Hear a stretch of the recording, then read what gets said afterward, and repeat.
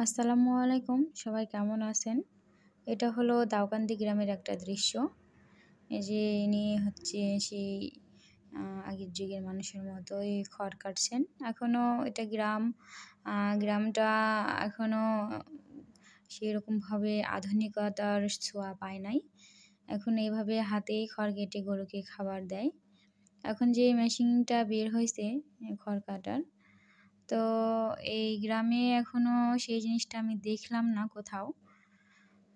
তো ভালো লাগলো দৃশ্যটা দেখতে যে এখনো কিছু, কিছু গ্রাম আছে যেখানে আ এভাবে গরুকে হাতে আউর কেটে বা খড় কেটে খাওয়ায়।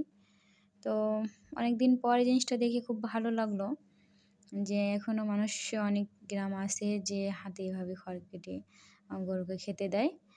তো অবশ্য বেশিদিন লাগবে না বা এই আধুনিক প্রযুক্তি ওখানে পৌঁছার সময় লাগবে না বেশি দিন।